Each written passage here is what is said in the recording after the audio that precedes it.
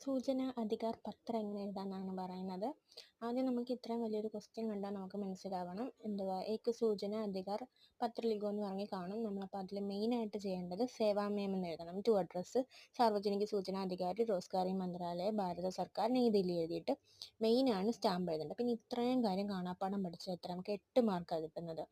എന്താ आवेदन का नाम टक का पूरा पता सूचना का विषय मांगी गई सूचना का विवरण സൂചന ടാക്കിയ ദസ്തി മേം എന്ന് ചോദിച്ചാൽ ഇമെയിൽ ആണോ അല്ലാണ്ട് പോസ്റ്റ് വരികയാണോ അങ്ങനെ ഇതായിട്ട് ചോദിക്കുന്നത്. അപ്പോൾ ടാക്ക് ദസ്തി എന്ന് പറഞ്ഞ് എഴുതണം.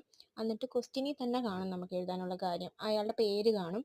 പിന്നെ നമുക്ക് ആ പേര് കഴിഞ്ഞിട്ടുള്ളതാണ് അഡ്രസ്സ് അതേപടി എടുത്ത് നമ്മൾ ഏതിലെഴുതണം ടാക്കുക പൂര പദ എന്ന് പറയുന്ന ഇതിൽ എഴുതണം. എന്നിട്ട് സബ്ജക്റ്റ് എന്തോന്ന് ചോദിക്കും. സബ്ജക്റ്റ് തുടക്കം തന്നെ നമുക്ക് മനസ്സിലാവും. ഇതിപ്പോൾ ബാലശ്രമിൻ്റെയാണ്.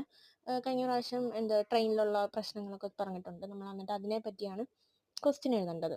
അത് നമുക്കൊരു ക്വസ്റ്റ്യൻ ഒരു 4-5 ഒക്കെ എഴുതാം. എന്തിനാണ് എന്ത് നമ്മൾ എടുക്കണം അങ്ങനെയൊക്കെ പറഞ്ഞ് എന്തെങ്കിലുമൊക്കെ ചോദ്യം ചോദിക്കണം. പിന്നെ ലാസ്റ്റ് ഡേറ്റ്, തീയതി, ഒപ്പ്, പേര്